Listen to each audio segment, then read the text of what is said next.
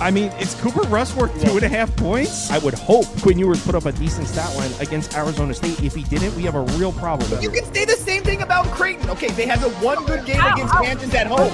When Toast talks about the kicking market, it's like some earth is flat shit. Andy, true or false, this is going to be a dog walking. Dog walking. This is my dog walking of the day. I think it's going to be very ugly. Dog walking. I think this is going to be ugly. Hey, get the sauce. Greetings. Happy Wednesday to you all. Hope you're all having a nice day. Hope you all had a nice Tuesday night. I did not, but it wasn't practical joke terrible. I did hit my favorite bet of the day. That Lakers Mavs under stayed under by a few touchdowns. That was sweat free. Dude, Celtics minus 10.5. I don't know if either of you guys watched the end of that game. What a heartbreaker. One of those where it's like game's over. Dude threw up a shot and it was a goaltending to Celtics were up 12 and they got a bucket. I got hooked at the end on a meaningless bucket. I'm not saying I should have won, but the way I lost was you should have won because Porzingis was supposed to play. I know. What you mean you shouldn't have won? Like what? Yeah, I mean, I it's at the point where, and I'm always the NBA defender with my friends, my brother. Like, well, I'm always the guy defending the NBA, saying you guys are just being haters. But it's at the point where it's like, okay, it's been a few years. It's clear that Adam Silver doesn't know how to fix this, and I'm not like an Adam Silver hater or anything, but this has been the main problem. He a hoe. He's the worst. He's terrible. This has been the main problem for 2-3 years now, and honestly, you can make an argument that it's getting worse. So the attempted solution he went with the you can't drop guys, you can't rule guys out without being on the injury report. It's only made it worse because it's still happening, as you just saw. And now we're just seeing a million people listed as questionable, everybody preemptively using the injury report. So, yeah, it's tough. No Porzingis. But, yeah, let's get into today. This first one, there's a couple, speaking of injuries, we got a couple question marks in this first game. It's Toronto on the road in Indiana. I do have a bet. I wouldn't take it at this number, though. I grabbed the Pacers last night at 9.5. It's currently sitting at 11, and there is a path to me getting screwed via injuries in this one. So we got Halliburton listed as questionable. We got Pirtle listed as questionable, and there's someone else on the Raptors listed as questionable. In fact, I'll pull it up. Scotty Barnes listed as questionable. So if both Pirtle and Barnes play and Halliburton doesn't, then yeah, maybe I got shafted here. But at 9.5, we're currently sitting at 11. I'll take it. Yeah, I'm on Pacers minus 9.5 in this one. This is my only pass of the day. I got nothing in this one. Chris? I got a lot of passes today. This is definitely one. So, yeah, good luck, Al. I think I can see a path to your victory, but the injury report, I can't let it manipulate me, bro. So another thing, the Pacers have been really good when they have the rest advantage. Obviously, Toronto just played a game last night against the Celtics, and they had to travel to Indiana. The Pacers, when given the rest advantage, they're 7-3, 6-4 against the spread. So they've taken advantage when they've seen opponents that are on no rest like this. So yeah, I'm on the Pacers here. We can go to the next one. You could just refresh the. I see the pick graphic. I don't know what's good with the pick graphics today. They're not particularly in order. I mean, there's like the props in the beginning. The first game wasn't even there, so I don't really know what's good. Did you? Oh no, it is there. Okay. I was gonna say it looks fine to me. Boy. All right, next game, Portland, Washington, and this is I've bet on this game as well.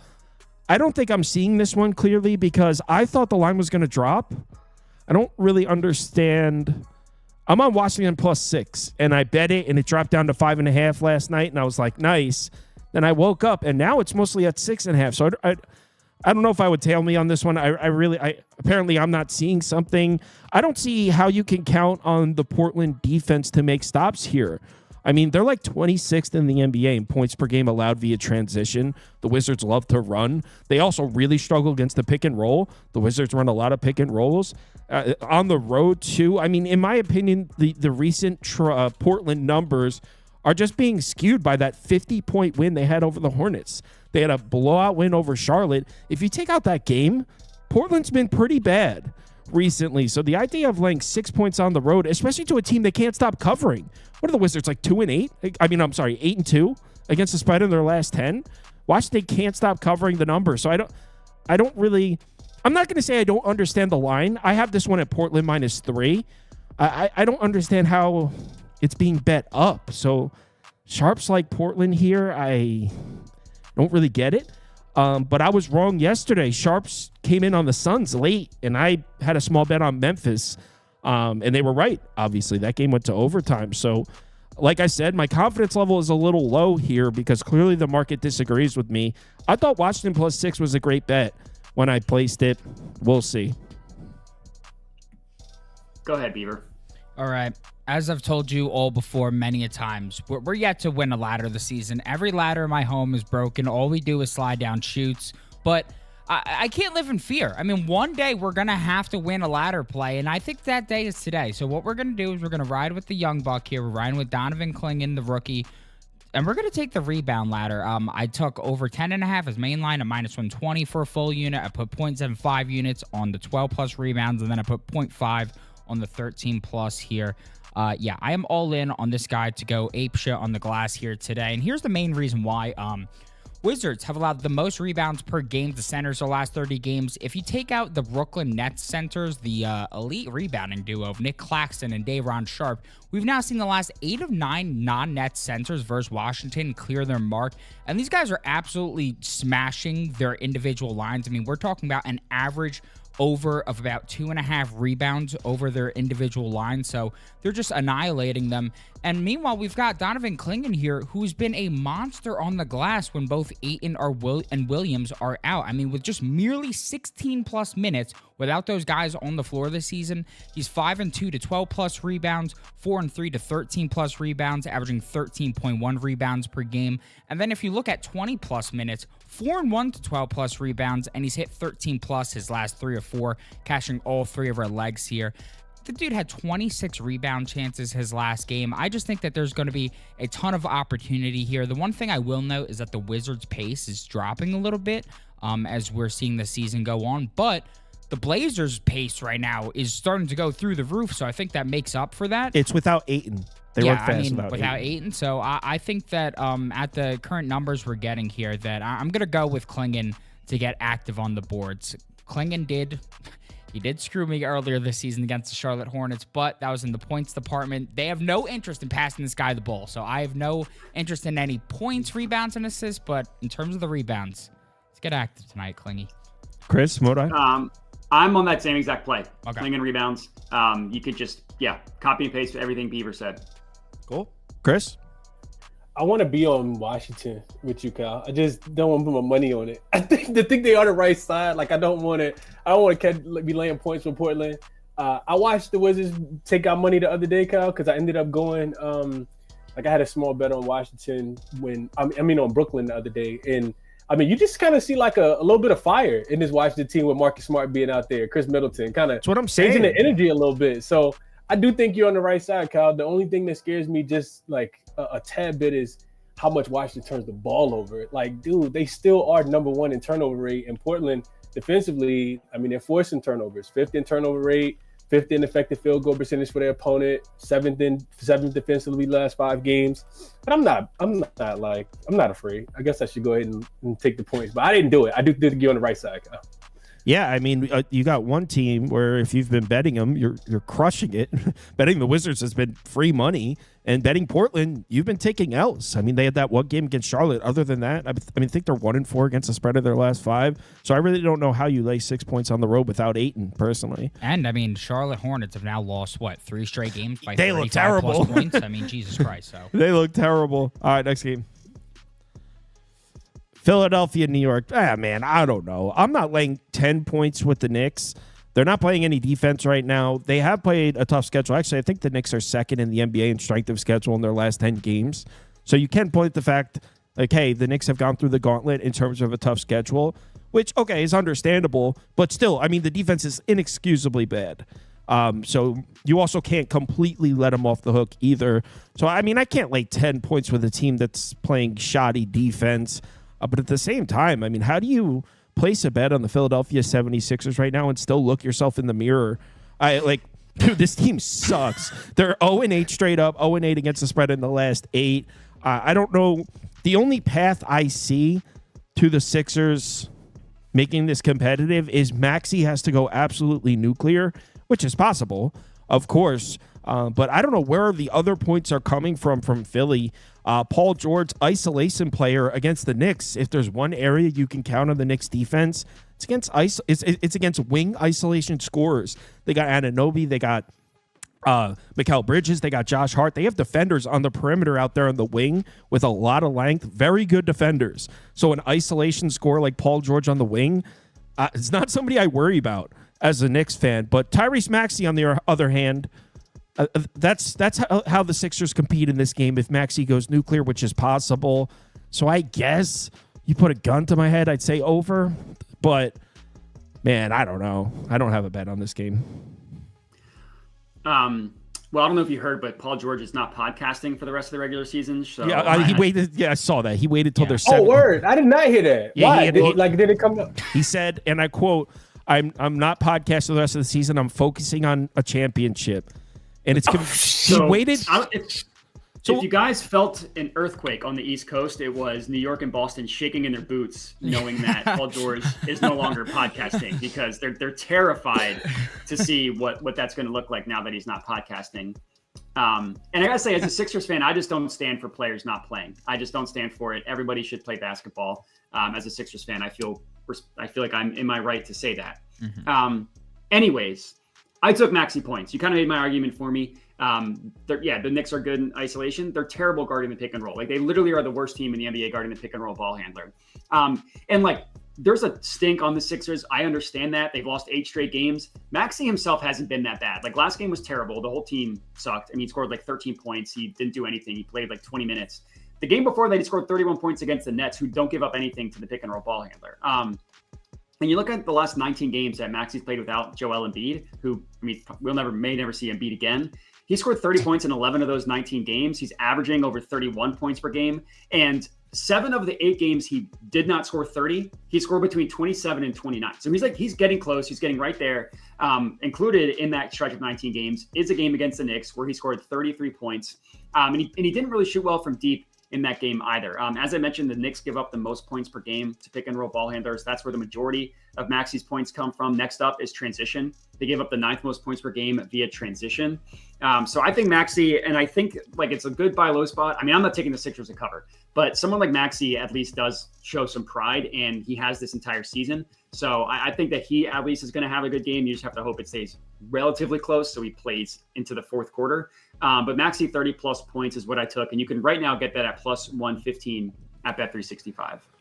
Do you know that Maxey in the last 3 years has played 2 regular season games in Madison Square Garden? 14 and a half. 14 and a half points per game. To be fair, though, when you showed that graphic yesterday, his efficiency was fine. It just seemed like he wasn't getting much volume, and Harden was probably on the team during that span, right? So. How do you do it in the playoffs in Madison Square Garden? Bro, do you have any success? I don't think the word playoffs belongs in a sentence when we're talking about Tyrese Maxey or Philadelphia. Just saying, so is your argument that he can't show up in Madison Square Garden in the regular season? He just needs the bright lights of the playoffs?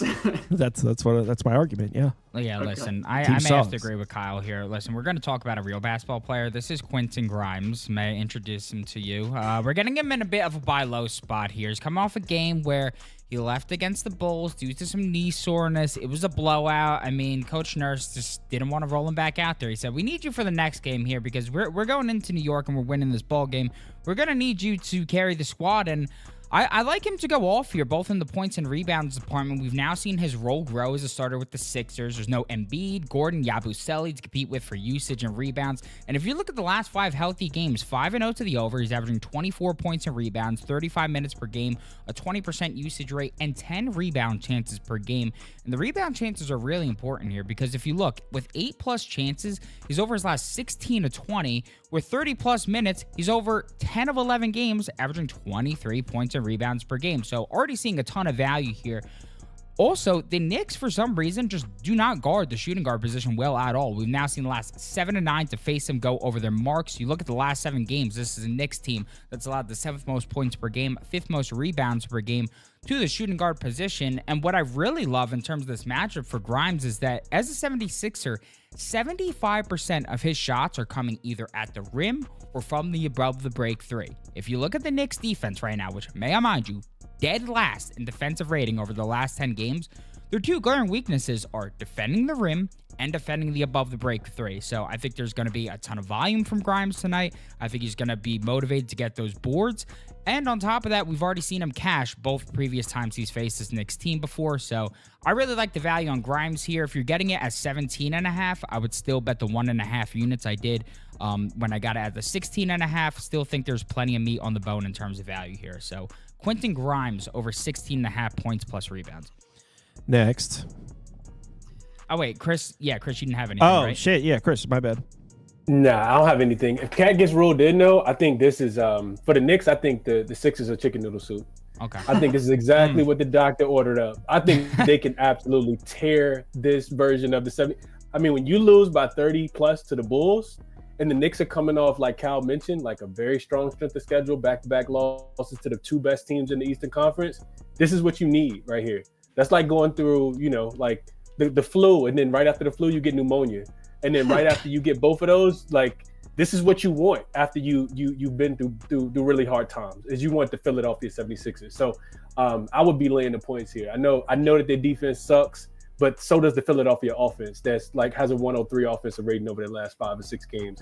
I don't care if Paul George does the podcast at halftime. If he never does one again in his life, the Sixers are god awful. I don't want anything to do with their team. Yeah, it's kind of disrespectful. Like, oh, I'm done podcasting. I'm gonna focus on a championship. Like, if I'm a Philly fan, I'm like, the fuck? You mean to tell me you weren't taking it seriously? We're 57 games into the season. I wouldn't have even said that, Kyle. I would have just people would have just had to pick it up by themselves. You know what I mean? Yeah. Like, oh, when you do another podcast? Oh, yeah. Like, what do you mean? You mean to tell me you weren't focusing this whole time? Yeah. All right, let's go to the next game. One of your Maxi's last 3 games in Madison Square Garden. Yeah, they're in the playoffs. Regular season or playoffs? Playoffs. I'm just saying the last 3 times he's played in Madison Square Garden. 33, 35, 46. Oh, that's so dope. Celtics Pistons pass. No interest. What do I have in this one? I have Cade Cunningham, 7+ rebounds is what I took in this one.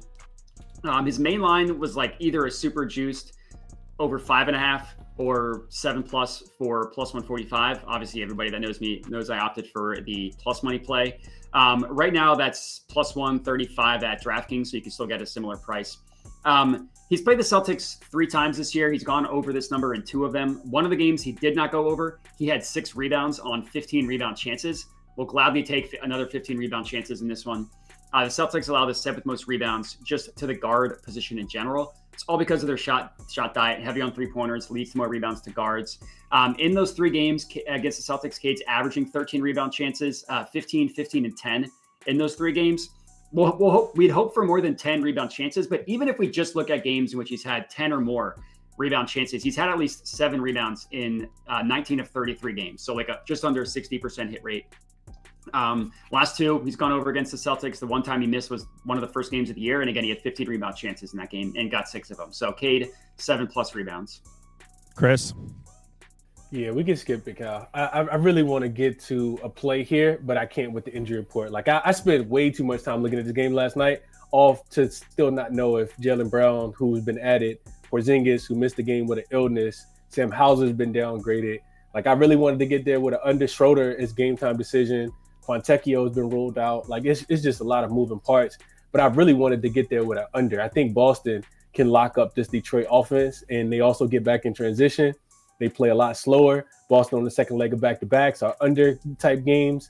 And I think Detroit's defense, even though they played a very soft schedule, I think they could slow down Boston's offense from the 3-point line. So I lean under, but I'm not touching the game without like knowing if everybody's gonna play or not. Yeah, Brown and Porzingis listed as questionable. What are we supposed to do with that? Dr. Beaver estimates that Jaylen Brown will not play and that Chris has Porzingis will play. Who estimates? Dr. Beaver. That's myself. So go to the next Porzingis' game. magic illness. He's really trying to figure it out. Yeah, I know. Well, I mean, Porzingis' magic illness is probably already fucking cured. Joe Mazzulla already hinted at it last night. And then Jaylen Brown left the game early against the Raptors yesterday, and they closed with Neemias Queta. In a close game, you're not closing with Neemias Queta if Jaylen Brown's okay. So I don't think they're going to play him on a back-to-back. That's what Dr. Beaver has ordered, okay? I'm going to tell you. All right. Are you Oklahoma City on the road in Brooklyn? Oh, you don't have anything? The Nets team totals at what, 98.5? I think that might be too high still. Me too, Gal. I agree. And I didn't even play it, but I agree with everything you said. They have no rim protection, no second chance points without Claxton being there. I think I don't know if Cam Johnson's going to play, but D'Lo being out. No, OKC, Cam Johnson's confirmed in. He is confirmed in, okay. OKC coming off that absolute meltdown of a loss to the Timberwolves. They'd probably be locked in here. And Brooklyn at home, just an under team. So yeah, I agree. I think their team total specifically, because I still feel like OKC can score with just how much pace they've been playing. And Brooklyn, defensively, I guess they're okay, but I don't know. Sometimes I'm scared of OKC because they can really start to hit a bunch of threes and play really fast. So I would lean team total under as well, Kyle. But I'm just not going near this game. Modi? I didn't bet this one. It would be SGA over 29.5 points. This is a lot of narrative based, which is why I didn't bet it. But apparently there's a thing going around where he could score 30 points against every team this year. And he didn't hit it the first time he played the Nets. So this would be the only time he can get it. It's not really that good of a matchup. The Nets literally allow the fewest points per game to the pick and roll ball handler. But 4 of the next 5 categories, they're bottom 10 to bottom 6. Shea averages 32 points per game. So his over under 29.5 is well below his average. He averages 35, just under, in his last 30 games. So I'm not going to bet based on this player wants to get 30 points against every team. That's not enough. I honestly don't think that sounds too bad. That narrative is going around. I've heard dumber reasons than that to place a bet. I didn't think that was that bad. I was thinking about taking his under here just because I don't know if you looked at his hit rate with Chet Holmgren on the court this season. The dude does not score when Chet's on the court this year. It's actually insane. To be honest, without Chet Holmgren, he's gone over. Sorry. I was with Holmgren. Yeah, you're right. I mean, only 4 15 games he's gone over. 4 of 50? 15. Oh. So, I don't know what the hell it is, but yeah, I mean, I was looking at his under in this game, and then all of a sudden I was looking at the fact that point guards are just going absolutely ballistic against this Nets team as of late, so I decided not to. But I still did find a way to fade SGA here, but I went with the rebound instead. You could still get this at -115 on Fanatics. I really like this as a major buy low spot. You look, his last 3 or 4 games have come against the Timberwolves, and he's gone ballistic on the glass. But not only is that team a rival where we tend to see more effort on the glass in these spots, but they allow the 4th most rebounds per game to the point guard position, the last 30, 5th most on the season. These are the Nets as 17.5-point dogs. They've allowed the 3rd fewest rebounds per game to point guards on the season, 5th fewest on, 3rd fewest over the last 30, 5th fewest on the season. There's no reason for this guy to be going all out on the glass for these rebounds. I mean, there's no reason for him to even try in this bowl game. I mean, in wins by 10 plus on the road this season, he's under his last 8 of 10. He's averaging 3.4 rebounds per game. In 3 non-Minnesota games with Hardenstein and Chet on the floor, he's had 8 or less rebound chances in each of them. He's averaging just 5.7. You look at this season on the road with 8 or less chances, under his last 11 to 13 games, he's having just 3.2 rebounds per game. Add in the fact that the last 20 of 24 point guards against the Brooklyn Nets have gone under their total here. And I think that the juice is worth the squeeze on an SGA rebound under. I'm hoping for just a quick and painless, disgusting massacre by the Thunder, get SGA off the court, and by the time the 4th quarter comes around, we're looking at some Kenrich Williams minutes. Yeah. SGA under 4.5 rebounds, compelling. Next. Thank you for the compelling.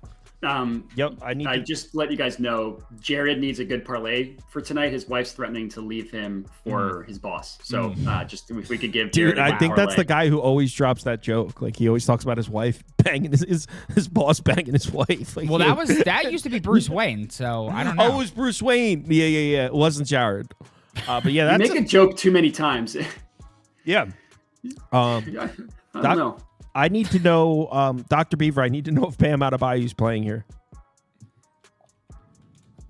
Wait, what'd you say? Oh, Dr. Beaver. That's me. That is I. So Dr. Beaver did not get to do a prognosis on Bam Adebayo yet. I didn't get to take him into the tent. So we didn't get to look at any of his ailments. We'll have to get back to you after the show. Sorry. So you didn't get to take him into the tent? No, didn't get to take him into the tent. Oh, all right. No, did he? If Adebayo plays, I'm not mad at a Heat bet, but it's not really based on. This is a stupid reason to like the Heat. Full disclosure. The Hawks beat them twice already this year. Both those games were in Atlanta. Now they're at home in Miami. I doubt the Hawks are going to beat the Heat 3 times in a row this year. So back at home, I think the Heat are going to get him. I know that's a double revenge. I'm not the double revenge guy, but You're a revenge guy, huh, Kyle? No, I think the Heat get him here. If Adebayo plays, it's not even that I think the line's off. I probably have this at 2.5, to be honest. From a matchup perspective, the Heat are very good at limiting fast break opportunities, which is obviously what the Hawks like to do. They like to get out and run. So Miami's defense should be a tough matchup for the Hawks, and I don't really have any great reasoning for it. I just think the Heat are going to win. So if Adebayo plays, I think Miami's the side to be on. This isn't a game I have a bet on, though. Chris? I don't want anything to do with the Heat. They look terrible offensively. They can't score. And one thing I know Atlanta can do is score the basketball. I think the idea, Cal, and you could, like, if you want to, of course, you could go in and like look at the Jovic minutes. Because now, like, remember when Jimmy Butler was like going through they had the whole saga going on down in South Beach, and we were like, man, this Heat's offense is terrible without Jimmy Butler on the floor. And we looked at the numbers, and it was like pretty bad, like 8 less points per 100 possessions without him on the floor. Jovic got hurt, right? He fractured his hand, and then he didn't play last game. He's not playing this one either. Right, he's not playing this one either. They scored 84 points against Atlanta. like I'm just not sure what they're 29th in pace last 5 games, with in 21st in offensive rating. Like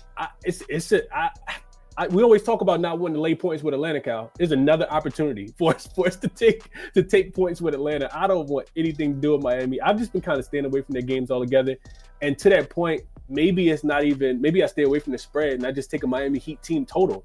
Are they going to score 115 points? I don't think so. Like, I think they dictate the pace in this game, and I think it's an under game. Like, I'm not in agreement with the total going up. So it'd be like full game under, Miami team total under, or Atlanta plus the points in my estimation here if I'm playing. Yo, the comments. Comments are pretty good. Someone said, Modai, turn your head and cough. Dr. Beaver is going to give you an exam. No. Said Dr. Beaver is going to squeeze your grapes. Oh, yeah. That's what he said. That's what I was laughing at too. Modai. I didn't have an official bet in this game. I hate these situations where the team plays each other in back-to-back games. Like I liked Trae Young last game on 12 plus assists. That was plus 140, and that same bet is plus one. Where is that? Plus 115, plus 114 now. And he had like what was that play? What was that play? His assist? Trae Young assist? Yeah. Okay. And like he cashed it last game. I think he had 14 or 15, but he had like 8 with halfway through the fourth quarter. So he just had a barrage of assists to end the game. So I felt kind of lucky to even have that one cashed last time. And then Bam points, I also think is a good look for honestly the opposite reason. Like he scored 14 points last time, shot 5 of 13 from the field. But this is a Hawks team that gives up the 5th most points to the roll man on the pick and roll. They give up the 4th most points in the restricted area, and then give up the 3rd most points in the paint. Like all that screams Bam Adebayo. So I didn't bet either of those plays, but those are just kind of stuff I looked at. Real quick, Kyle. Moda said something that made me want to look at something. He said he hates betting on these games where it's back to back, where teams play each other back to back. So the Heat they've only had 2 of these so far this season, where they played an opponent 2 times back to back. They're 0-2 straight up, 0-2 against the spread. Happened against the Pacers in game 2, happened against the Raptors in game 2. Did they lose both game 1s? No, they won both game 1s, then they lost both game 2s. So also the Hawks have had this 4 times. They lost the second game to the Wizards. They lost the first one to the Wizards too. I remember that. Then they beat the Cavs on the second one. They beat the Suns in the second one, and then lost to the Raptors. So I would like to know what the Hawks did if they won the first game. Let me check. Hold on. So, because the Wizards they lost to twice, I'm pretty sure. Mm-hmm. So if they won the first game, 1-0 straight up, that happened against the Cavs. They beat the Cavs in that second game. That's right. Too. They did beat the Cavs. Yep. I remember that. So, yeah. All right, let's get to the next game, yo. You sure you don't want to talk about this? No, I'm done with this, Dr. Beaver. Clips -8. It's at 9 now, unfortunately. Well, I mean, I guess fortunately, it raises my confidence a little bit. I kind of like this one. Obviously, I like it a little more at 8, but I'd still play it at 9. Nobody wants to bet the Clippers right now. The Bulls have covered 3 in a row. It's an ugly favorite to take. But I think the Clippers are going to win this one comfortably. I really, really like the advantage the Clips have on the interior in this one. Keep in mind, we're talking about a Bulls team, no Jalen Smith, no Vucevic. This Bulls team is severely lacking size. They're going to have to rely on serious minutes from Zach Collins in this one. And by the way, Zach Collins isn't even healthy. He's on the injury report. He's listed as probable, so he's going to play, or most likely going to play, but the Bulls are really thin on the interior. So the Clippers should absolutely dominate the rebounding battle on both sides of the floor. They should dominate the battle in the paint. And I know I talked about it last night on the YouTube video. I know it's a little concerning that the Clippers have been struggling to defend the three-point shot, and the Bulls love launching threes. So that's not a great matchup, but in my opinion, I think the Clippers are just going to win the interior battle so dramatically that it's just going to be a blowout. Maybe the Bulls are able to hit some shots. But by the way, yeah, the Bulls are still taking a shitload of threes. They're not hitting them like they were a month ago. They're not. The shots aren't falling. So, yeah, I like the Clippers by double digits here. I bet this one. Another one that I like, but I didn't bet. Zubac points, I think, is solid in this one. Really just the matchup. I mean, the Bulls are, I get it. Like their team's a little bit different with, obviously they made some trades and they don't have Vooch is out tonight, but it's a matchup play. They're the worst team in the NBA guarding the restricted area. They allow the most points per game in the restricted area, the most points per game in the paint, the fourth most points via post-ups, the most points via pick and roll man. It's just like, the worst guarding the pick and roll man, 7th worst guarding putbacks. Like all that stuff is perfect for Zubac. Scores majority, 65% of his points in the restricted area, 98% of his points in the paint. The line on Zubac has kind of been fluctuating over the course of the day. Like it was 15.5, 16.5, but you can get, and Zubac is the kind of guy that either like goes over 15, 16.5 or whatever, or he either goes under that number or he scores like 18 plus. So I think it makes more sense, again, as I always do, go to the 18 plus number. My screen won't load or else I will tell you what 18 plus points is at. But yeah, the Zubac points is what I like in this game, but I didn't actually bet it myself. Apollo, our resident Clippers beat writer, he's saying he likes Chicago team total under here. Don't hate it. I am a little worried about the matchup on the 3-point line, but I can get down with that. Chris? Is Chris frozen? I think he froze. Yeah, it looks like Chris is gone. All right. You appear so. Let's go to the next one. I'm sure Chris will... Oh. What? No. He's frozen. Let's go to the next one. Okay. If he makes it back, he makes it back. We have, 2 games left? Mm-hmm. Kings, Jazz. Let me see. Is there an update on Walker Kessler here? That's what I was waiting on. Oh, Walker Kessler is going to play? I still put up Kings for me. I don't want to be on the Kings here. But you know what? I said it was Kings Hornets in the last game, and I like the Kings. But I said the same kind of shit. I was like, I don't want to play this big number with the Kings. I'm too scared to actually do it. The Kings ended up winning by like 40 points. And the truth is, the Kings offense has arrived, man. I know no one wants to give the Kings any credit. Everyone likes to hate on the Kings. The last 5 games, they've got an offensive rating over 120. They are definitely scoring. And against Utah, missing John Collins, missing Markkanen, missing Colin Sexton. I mean, the Kings are going to score here. Utah can't play any defense. The Kings are going to score here. So how many points do you really expect the Jazz to contribute back, missing those pieces? I think the Kings do win and cover this, but I didn't have the stones to actually pull the trigger on it. It looks like Chris is back, by the way. Matt? I actually have two in this one, both that I bet myself and both that I really like. The first one is DeMar DeRozan over 3.5 assists. His numbers look really good. Well, that got nuked. I didn't realize how bad that got. I got it at -110. It's -154 now. So if I'm betting this right now, I would put a half unit on DeMar 5+ assists. I'm not playing -154. I didn't realize how much that had moved, but he had hit the over 3.5 in 5 of 8 games without Fox and with Levine. Obviously, so that's with the trade. The one of those games he went under was a really tough matchup against the Magic, who allowed the second fewest assists just overall. So it's 5 of 7 if you take that game out. And I think only one time he landed on exactly 4. So only one of those times. So it would have been 4 of 7 without the Magic game. We looked at the Jazz all year for assist props. They allowed the 3rd most assists overall. They allowed the most assists specifically to guards. And it's a good matchup for DeMar, who the majority of his assists come from the above the break 3-pointer. And the Jazz allow the most assists via the above the break 3-pointer in the entire NBA. So I love the spot on DeMar. I also took Isaiah Collier assists. In this one, the market moved against me. So obviously CLV win, another L and another +104 for over 8.5 assists for Isaiah Collier right now. I got -120, so got a terrible price on it. I think it's because he only played 24 minutes last game and he only had 4 assists, which is the fewest minutes he's played in the last 15 games.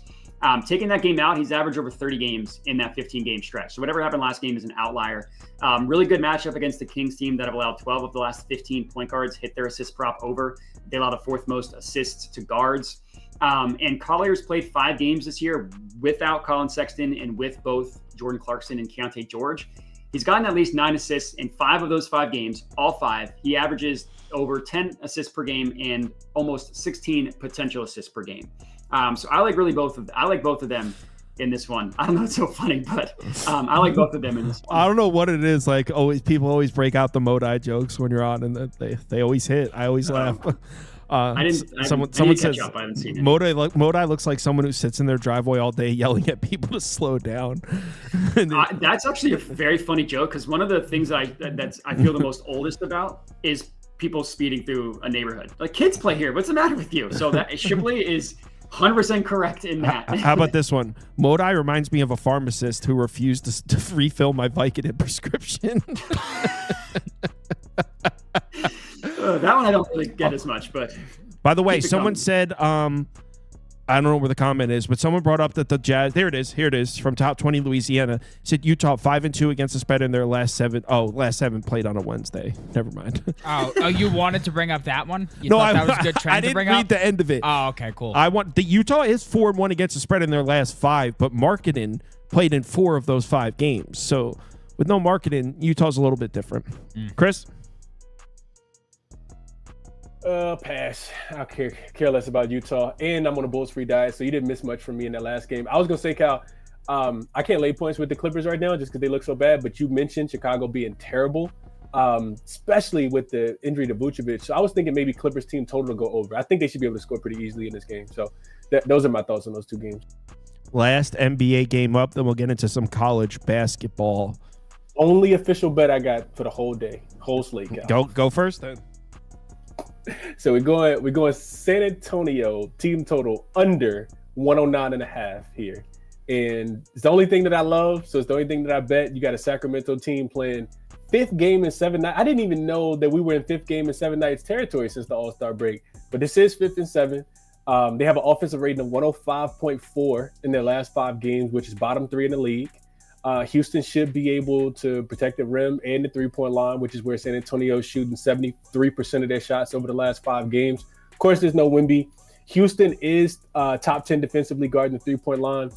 This season, just league-wide, teams playing 5th game in 7 nights that also had to travel. So they're not in the same gym that they were in. It's not like a back-to-back for a home situation. 7-1-1 to the under. They're averaging less than 106 points per game. The Spurs, 7-3 to the under without Wemby, a perfect 3-0 to the under without Wemby on the road specifically, because one of those they were playing against the god-awful Phoenix Suns. But anyway, they scored 103 points against New Orleans, 96 points against New Orleans, and 93 against Dallas. Spurs also 3-1 to the under without Wemby when they're playing unrested, and they went under their team total 3 of the 4 games as well. Houston has actually played 5 back-to-backs where they've been at home. In those, they've allowed an average of 102 points. They've held 4 of their 5 opponents under their team total as well. So looking for a slow pace and Houston to be able to probably squeak out a win, but I don't care if they don't win. I just need the Spurs not to score 110 points tonight. Yeah, I'm good on this one. I guess I would lean San Antonio, but no, pass. Modi? Beaver, go ahead since you're on here.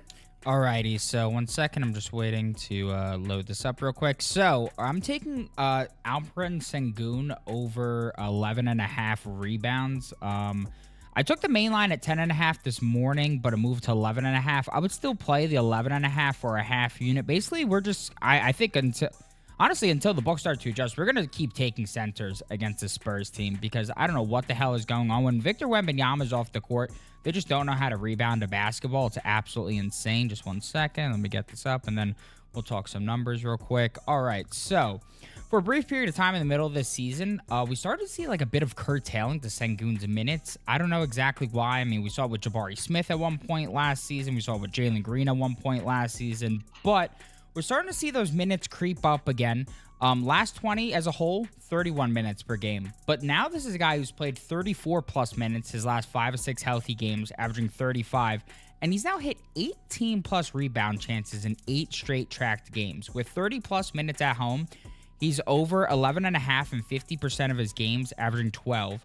And with 0-day rest at home, he's 3-1. If you look with 18 plus rebound chances, 9-4 to 12 plus rebounds, averaging 14. But perhaps the biggest reason to take this, as I mentioned earlier, the Spurs cannot rebound for shit without Wemby on the floor. Let's look at opposing bigs versus Spurs in their games without Wemby this season and how they've flown over the rebound total. So Kelly Olynyk, 12 and 15 rebounds. His totals were 6.5 and 5.5. Misi had 11 and 15 rebounds. His totals 7.5 and 9.5. Duren, 15. His total 12.5.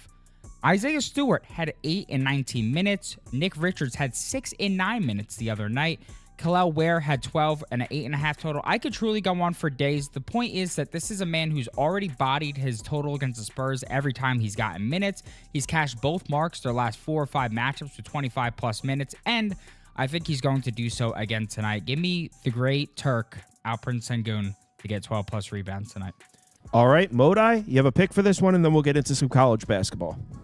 I do. I have De'Aaron Fox, 25 plus points. I'm going right back to Fox. You can get that at plus 135 at Hard Rock. And if you don't use that, plus 124 at FanDuel. Feels like the perfect one game late kind of guy. I was on Fox yesterday on his PRA, and he was terrible.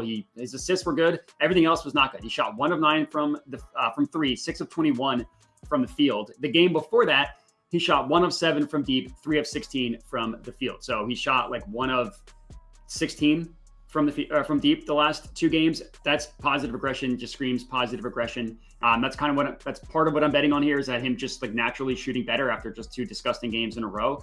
And I like the matchup against the Rockets. Now, like I had Dame against the Rockets yesterday and that didn't come through, but generally they're a good matchup for guys like Fox.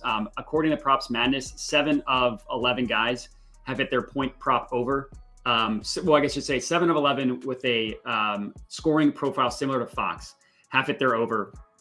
And the reason why they're a good matchup for guys like Fox, they give up the 2nd most points per game via pick and roll ball handlers. They give up the 3rd most points per game via isolation. So like spot up shooters don't do anything, but guys with the ball in their hands that can pull up from deep, which Fox isn't the best in the NBA, but he can shoot. And those guys have success against the Rockets, and Fox scores the majority of the points on the Spurs in those 2 categories, the most as the pick and roll ball handler and the most via isolation. So I went Fox 25 plus points. De'Aaron Fox, 25 plus points. All right, let's get into some college basketball. You guys know where to find Modi. Just type in Jedi Modi into YouTube. Matt, talk to you later, man. See you guys. Appreciate it. All right. I lined up 13 college basketball games. I went through. There's 3 of us. Yeah, damn it, dude. It's all right. Just switch it over to 3. Yeah, I hate that. All right, whatever. Nah, it's all right. So yeah, I lined up 13 games. I saw I added a bet that I saw Toast was on. I also tailed. Oh, we got Moneyline Mac coming on, by the way. I tailed Mac on a bet, so I added that one, the Temple game. So yeah, I just picked like random games that I knew these guys had bets on. So let's get them on the screen, and we'll start ripping through them. All right.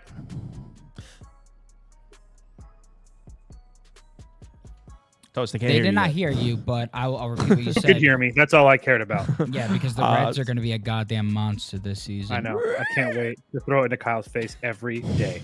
Next game. So first up is Georgetown, UConn. Real quick, Mac, shout out for Southern Illinois, man. So Salukis, man, it reeked. Is my volume all right? I know it took a minute last time. Appreciate you guys having me back. You sound great, my friend. Yeah, coming in clear. And yeah, I played, I don't know if you saw, I played the clip from the show and everything. When I have your show on because I'm working at 3 a.m, and I have it on in the background, and I heard your voice you were like, I got this one circled. And I was like, oh shit, let me listen. Tailed, gave it out, and it hit. Love to see it. I tailed another one of yours today too, which I lined up. But the first game is Georgetown, UConn, and I think both of you guys, I'm pretty sure, I remember Max saying he's on UConn and Toast is on. I think both of you guys are on UConn here. And I wanted to take Georgetown, honestly, but right, Mac, you're on UConn? If you like Georgetown last night at 12.5, you're going to love them at 14.5. No, I'm on the Hoyas. I'm on the Hoyas. Yeah, Colby was on right on UConn. UConn just hasn't covered these numbers all year, and I know you could say that they're due to cover one of these eventually. I just think UConn's still getting that brand name, those lines from last year because they're back-to-back national champions. You're getting a lot of people that are coming in, betting college basketball for the first time. They've been watching football years. They're like, oh, UConn, they're awesome. But just not the same team. I think the last time they covered this number was against Maryland Eastern Shore, and yeah, I'm going to take the Hoyas. I think it's a little bit inflated just because of the injuries, but I think we overreact to injuries sometimes in college basketball. Wait, you said injuries with an S. I know of Sorber. They're missing another piece? The guard's banged up, but the main one is Sorber. Yeah, Sorber's the one. You could put Georgetown up for me. This isn't one of the bets I have placed, but might be down to do this. Who was it that was on UConn, Toast? Was Trevor on UConn? Vandenbosch? Toast? He always takes UConn. He loves UConn. Toast usually doesn't like UConn. That's why this is. Yeah, I'm not in love with it. I only played it for a half a unit, but I did feel I felt the line was very telling. I also like the fact I know that it was technically a away game for St. John's, but their last, I thought that was kind of like both teams play there. I didn't really look at that as a true road game. I know it had the St. John's logo on the court, but whatever. I just thought that them, after losing to Seton Hall and then getting that win at Villanova, I don't think they're as bad as everybody thinks they are, to be dead honest with you guys. I think that Seton Hall loss looks really, really bad. Again, I'm not trying to come on here and harp on that UConn's some good team, but I do think that with McNeely back and other guys, and the only thing that worries me is Caravan. Like, if he's not going to, like, if he's always going to be bad, then maybe that's going to be an issue. But I also feel like he's starting to play a little bit better. He did have a dud against Villanova, but he had 20 against Seton Hall. He had 17 against Georgetown. If we just get something from him, I think we're going to be okay here. But again, I did play it, but I'm not in love with it. All right. So move on to the confirm. It's just Sorber. It's just Sorber out tonight. So they're healthy in the backcourt. It's just Sorber's out, which is a big blow. Yeah, it's probably their best player. The other guy, Epps, is playing though. Yeah, Epps. It looks like Epps is going to play, and Max healthy as well. Cool. All right, let's move on to the next game. And this one, I don't know what. Look, let's get 3 back. As I always say, I'm not a college basketball guy. I listen to people like this with college basketball. Every single person that I consider to be a sharp college basketball person is saying Terps tonight. I'm looking at it, and I'm seeing it seems like every single Michigan State game for pretty much 3 in a row, the market is undervaluing Michigan State. I saw Illinois minus 6.5. I took Michigan State money line. Look, what the hell is this? Then they smack Purdue. Then I don't even remember who it was in the last game, but again, Michigan. I feel like Michigan State is constantly getting undervalued, and I'm not turning my back on Izzo. So these guys are about to talk some Terp shit. I think Sparty's to play, personally. I didn't bet it yet, but I'm down to. I just Go ahead, I think you're going to agree with me. They're just a different animal in this building, and I think that this is going to be a raucous crowd. That front court of Derek Queen and Julian Reese has been fun to watch, and the guard play has really come on. The only thing that worries me is that they're not as deep. They're kind of they play 5 guys, and if they get in a little bit of foul trouble, they could be in trouble. But in that building, I think the line is a little bit telling. North of 1 possession, to your point, everybody's going to want to take Izzo. I think Willard and company can play the game at their pace, get out in transition, get some easy ones, and get that crowd involved. And I think the Terps will make some shots. So I'll lay the 3.5. Juice in the comments says, I switched to Sparty because Sauce was compelling. You love to see it, Juice. Let's do it. Toast, go ahead. Talk your Terp shit.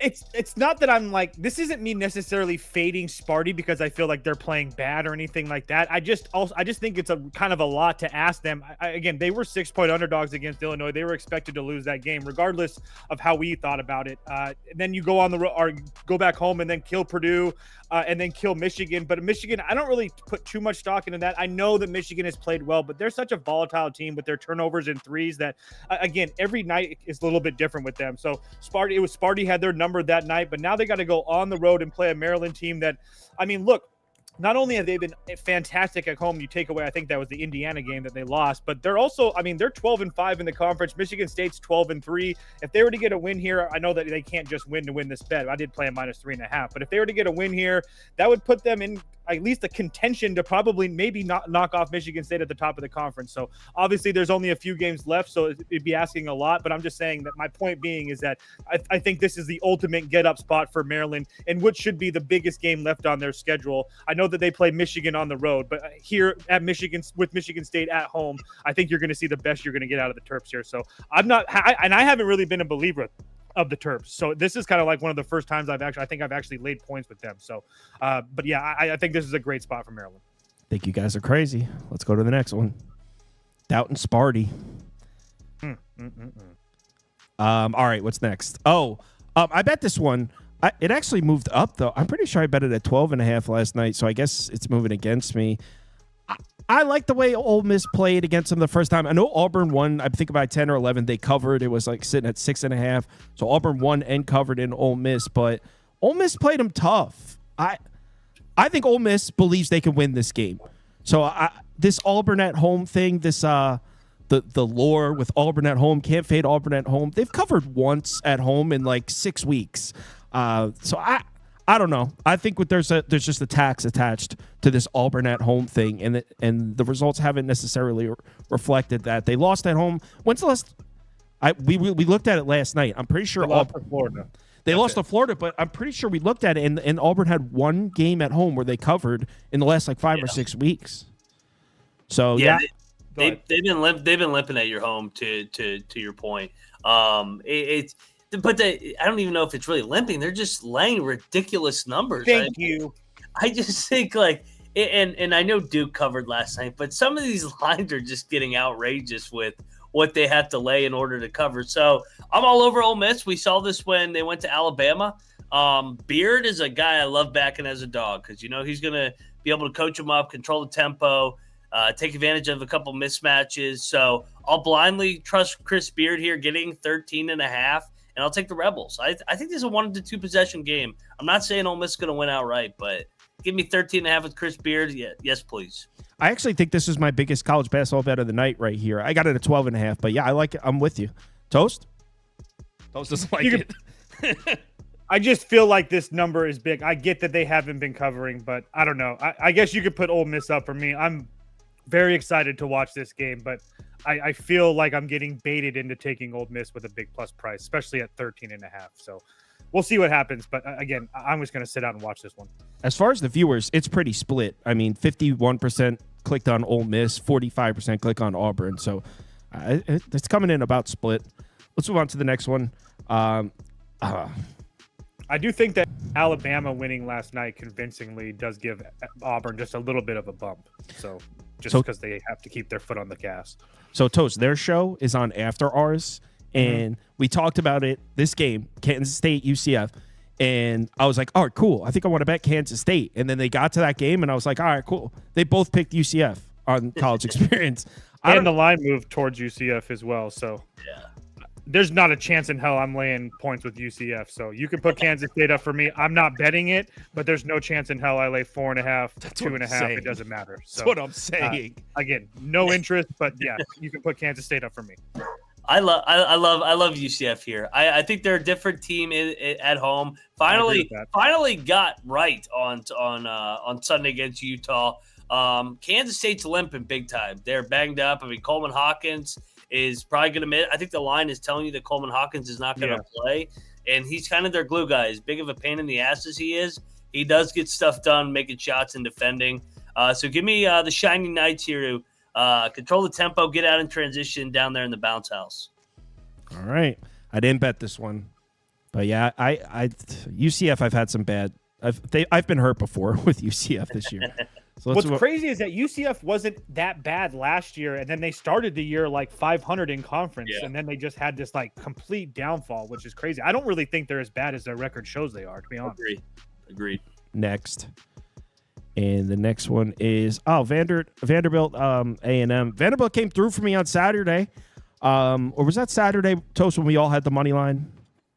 Yeah, against Ole Miss, yeah. Yeah, so that was Saturday. Yeah, they came through for me on Saturday.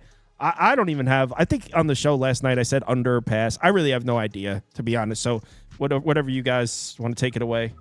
I'm curious to hear what Max says because I want to be on Texas A&M, but I just don't really feel comfortable laying that big of a number. But then if you look, when they do win at home, they win by margin. So it doesn't now the more that I look at it, this number doesn't seem too crazy for me. So you can put A&M up. I think I'm going to put them in a money line parlay with somebody else that I like. But yeah, it's definitely Texas A&M for me. To your point, Toast, they feel. I said last night, this feels too easy. Like it feels like Texas A&M. The number hasn't moved either. Yeah, exactly. There's one or two square plays that get across the finish line every night. I'll say that this is the square one that gets across. So I'm not going to budge. They've lost 2 in a row. Give me A&M, lay the 7.5. I think they win by 10. Desperate spot at home, coming off a home loss. They just lost at home against Tennessee on Saturday, where they were a favorite as well. You get Vandy, who has not been the same team on the road. I'll take A&M to blow it open, win by 10-12. Also, I do think that they're in kind of a spot where they kind of obviously they've lost 2 in a row, but as far as like the conference standing, they're right in the middle of the pack where they could move up 2 or down 2 as far as seeding goes. And if after this game they have Florida, Auburn, LSU, so they definitely need this one to get right. No doubt. All right, let's move on to the next game. And if you're wondering why is the Citadel Furman game lined up, it's because I looked at Toast slip and he has a bet in this game. So go ahead, Toast. Yeah, I laid it here with Furman. I don't think you guys, obviously they're a 15-point favorite. I don't think you need me to tell you that they're the much better team, but Citadel has just been absolutely terrible. This is going to be their third game out of their four that's last 4 that have been on the road. I just absolutely hate the spot for them. Furman actually kind of needs this game as far as the conference standings are concerned. They're tied with Wofford. They're only 1 game back of East Tennessee State. So I think this is a great. Did you just drop out? On the must-win for Furman? Are you kidding me? They kicked him out for his must-win 15.5. I took the Citadel last night. I didn't bet it. But I mean, if I got to pick the game, I'll take the points with the Citadel. So I also think the Citadel's been actually knocking on the door, but they should have beat Chattanooga on Saturday. Hilarious game. I can't contribute anything here because I never watched a single game from either of these teams. So, all right. Citadel's 0-16 in league play, if that makes you feel better. He's back. Sorry, guys. Clicked the wrong button. Oh, you clicked X? Yeah. Let's move on to the next one. This is the one the next one is the one I tailed Mac on. And I'm not going to try to paraphrase what he said. It was something along the lines of a buy low spot on Temple. And I forget exactly what he said. I was working last night. He said it. I was like, that sounds good. And I grabbed Temple. Well, and they lost the first game in double overtime down there in Tampa. Line actually moved against us. So I don't know if that's a good thing or it feels like this year it's kind of a good thing. Yeah. You want it to move against you. It is a buy low. I think they're much better than South Florida. Kind of feels squarish, but to your point, they've lost 4 or 5 in a row. I've been liking those spots. Losers a forward, 5 in a row, coming back home, get right spot. I think the line is moving against them because maybe Mashburn doesn't play again. I think that's what it could be. I mean, but like I said, I don't overreact to injuries in college hoops. Toast? Only thing to add to that is I would be on Temple too. I didn't bet them, but as far as Mashburn's concerned, he's been in and out of the lineup pretty much the last 2 weeks or so. So it's really kind of hard for me to worry about him. And the only reason I say that is I don't really think that Temple has been playing really bad. They've played a lot of close games, a lot of overtime games. They played Memphis to 8. They played, you know what I mean? They played FAU to 2. I mean, so it's not like I don't feel like they've been playing bad, and they've been doing all that with Mashburn. And now they're back home after 2 straight games on the road, and they lost one of them on overtime. I would be on Temple as well.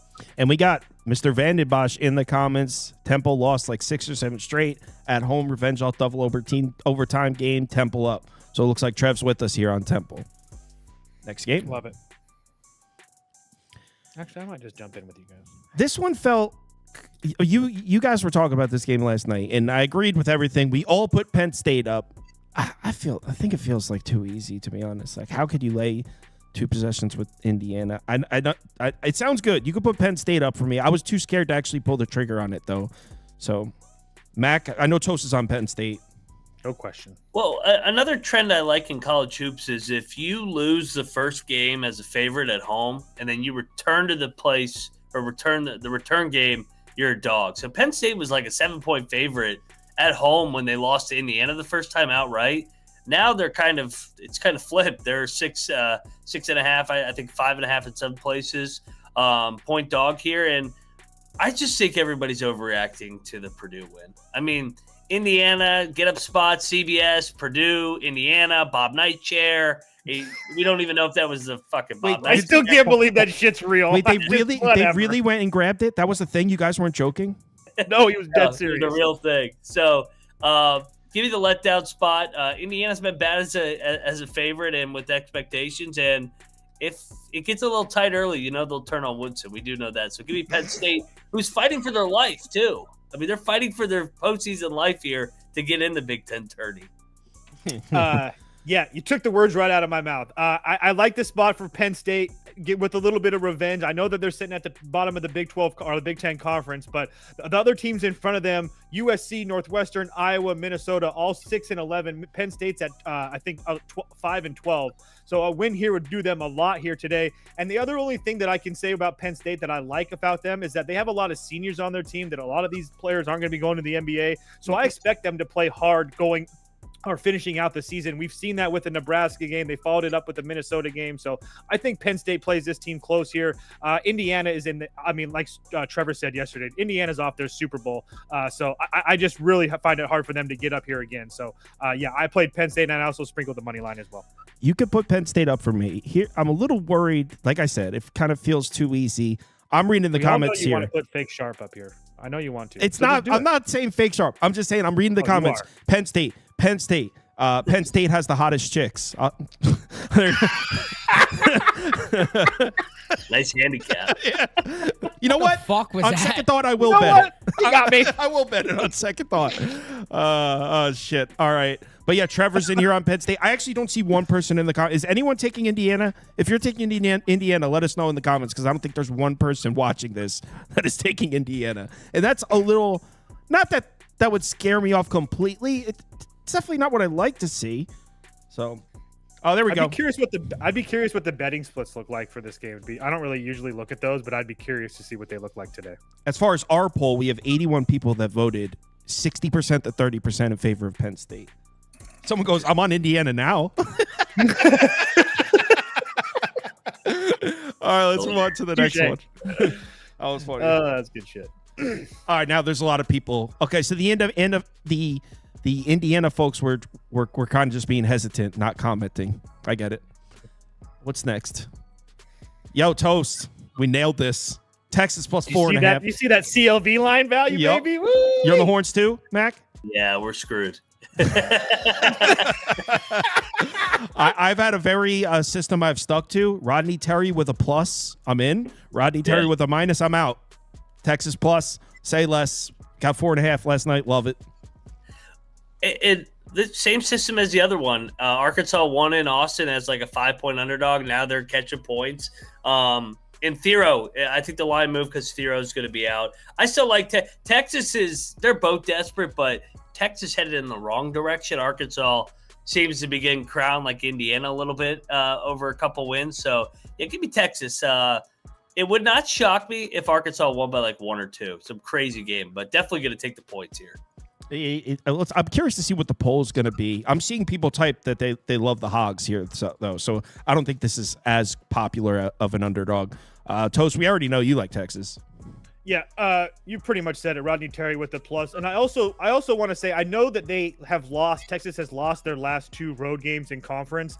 But at the same time, before that, they played Ole Miss really close. I know they got blown out by Florida and whatnot, but I don't think it's really been as bad because if you remember in that Vanderbilt game, they were pretty much in that game until I was there. I mean, they were in that game until 7 minutes left. And then Vanderbilt just kind of pushed on the gas and they never really came back. And then as far as the South Carolina game goes, I kind of just think you throw that away. South Carolina was 0-13 in conference play. They finally got up for a game against Texas. They had their night. Good for them. So now this is when everybody wants to throw away Texas.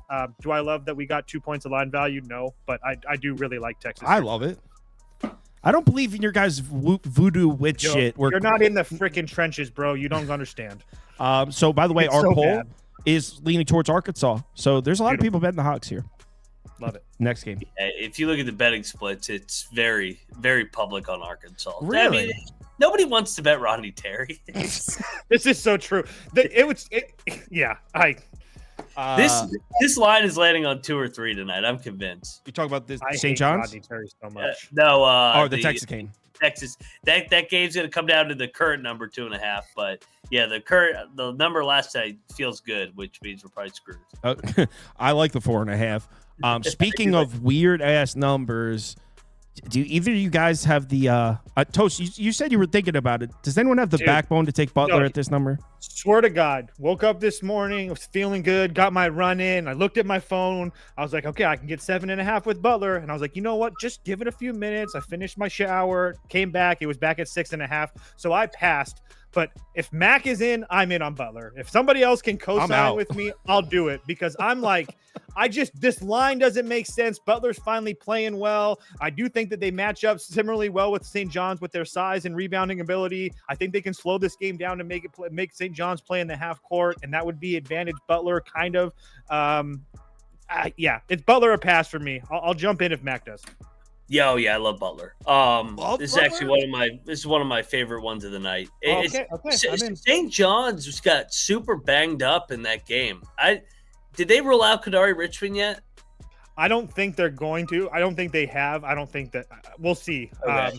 I was kind of waiting for that too, but then I was like, well, if this number's still staying at that, he's got to be playing. But yeah, I see it down to 5.5 in some places, so maybe it's starting to trickle out that Richmond's not going to play here. But even if he does play, I mean, he's super banged up, and I just think Butler, Thad Matta, I think this could be it for him. So I think they're playing for their coach here on the way out.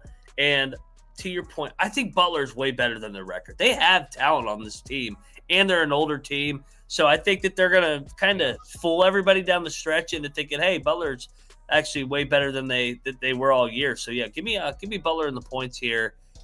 Tricky spot for the Johnnies. I mean, last time they beat UConn, they laid that egg in Villanova. Now they got to go all the way out to Hinkle here tonight. I think you guys are kind of crazy for this one, but I thought you were both crazy for taking Georgia last night. You both took them, and I mean, they were up like 20 points immediately. So yeah, don't put anything up. I'm not taking St. John's, but I'm not taking Butler either. Let's go to the next one. Georgia felt good, but I also fell on my face with Mississippi State. So it comes and goes. Yeah. Hey, that poll really likes St. John's. I like seeing that. 75%. I just paid the juice with Butler at 6.5 on BetMGM at -115.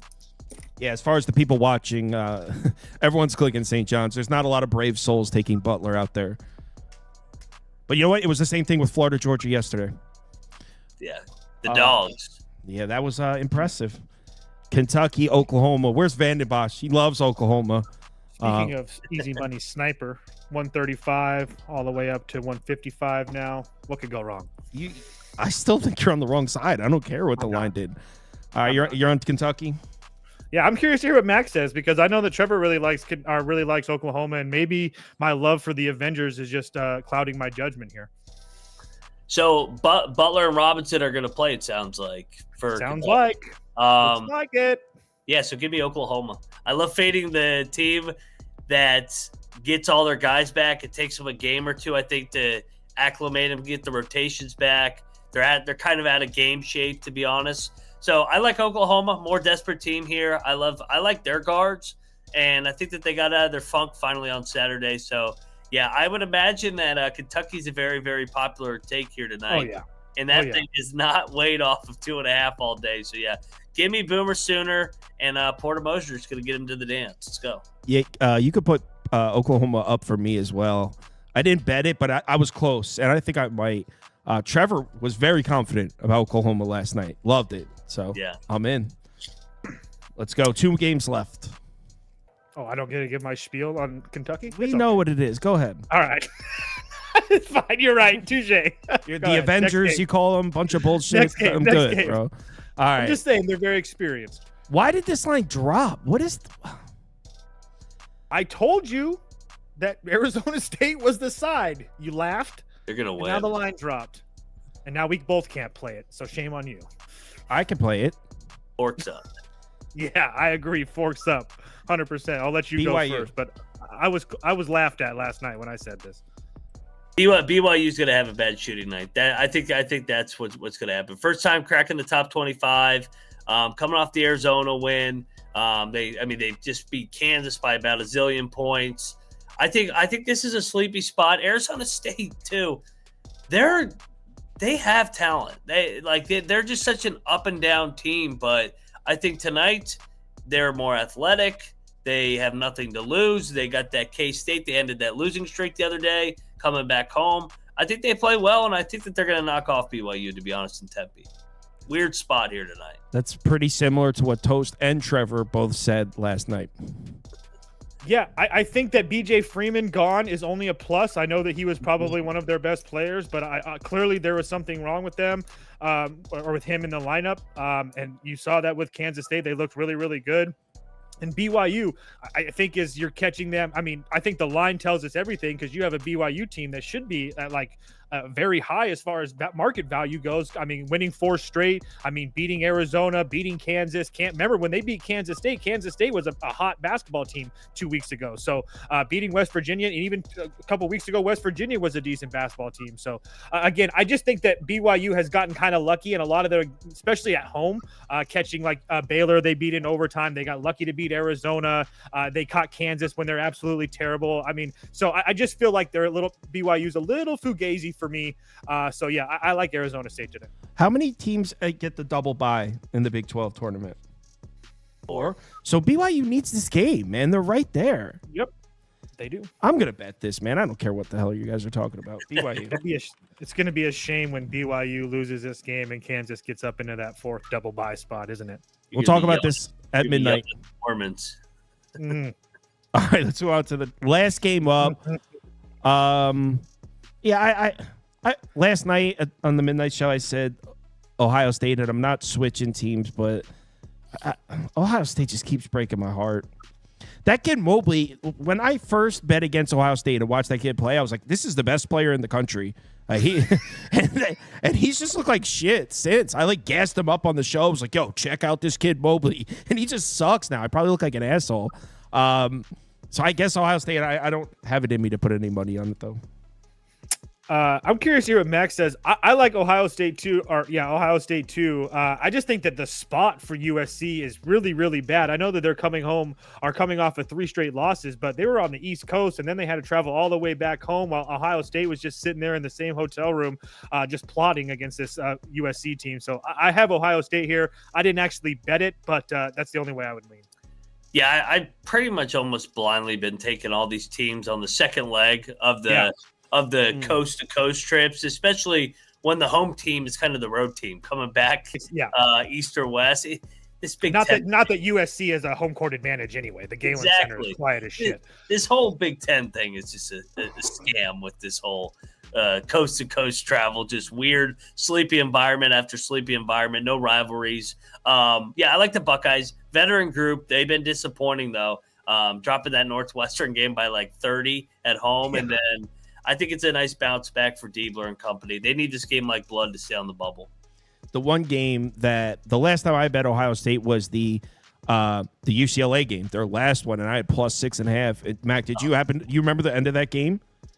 Dude. Yeah, it was a 4-point game with like 20 seconds left. Wasn't it an offensive foul or something like that? No. So BS. Ohio State got the offensive rebound. They're down 7. There's 4 seconds left, and he goes to go back up with it, and he gets leveled. Oh, but because the game's over, the ref doesn't blow the whistle because, like, why would he? The game's over. But like, it should have covered, and it should have been a foul. But it's like the kind of thing you can't even get mad at because, like, why would he even call a foul? There's like literally 1 second left. But yeah, it was. I told myself, like, I'm not going to bet this Ohio State team anymore, and here I am considering it. Can I just say, though, and I'm dead serious, I do think that Mobley has kind of a bounce-back spot tonight because he's also played 2 very good teams defensively. Northwestern's very big. UCLA defensively is really good. USC doesn't fit that mold. So I know that he's looked bad the last couple of nights. I think that he has a bigger night tonight.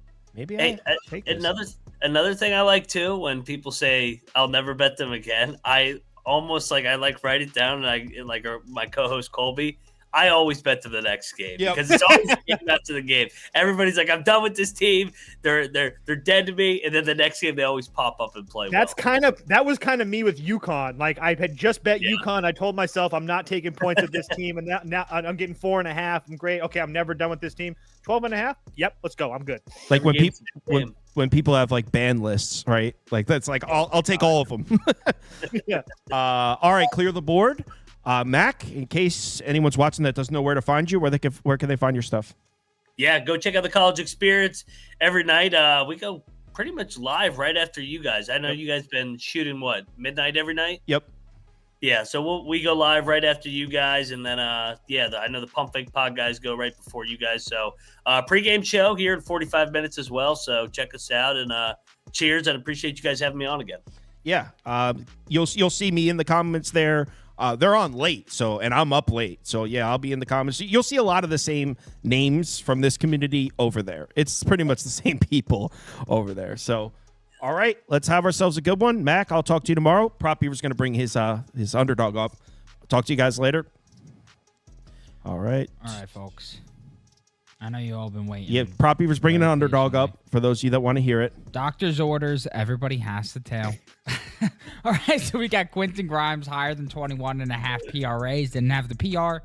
Fine with the PRA. Not as in love with it with the PR, but fine with it. And then we got Donovan Clingan higher than 10.5 rebounds here. Obviously love that one. We're taking him to Laddersville. The underdog promo of the day for any new customers would be Giannis. Higher than a half total point. Don't believe he plays today, but you could use him as a free pick tomorrow if you don't like one of the legs today, or you want to boost that payout a bit. If you're not an underdog customer and would like to become one, you can do so in one of these lovely yellow states. Just got to use the promo code BET, B-E-T, and you can get a deposit match up to $1,000, 3 letters. Did you say doctor's orders? Please make that a gimmick. Doctor's orders. Dr. Beaver's orders. Doctor's orders. All right. Everyone, hit me up in the Discord if you need me. If you're in the league, you got 1 hour and 42 minutes to submit your picks for the day. Let's have ourselves a good one. Bet responsibly. Probably going to add, if you're in the Discord or if you're in the website, probably going to add a couple more bets to the 6 I already have. So we'll see. But yeah, hit me up in the Discord if you need me. Later, guys. God bless. Later, guys.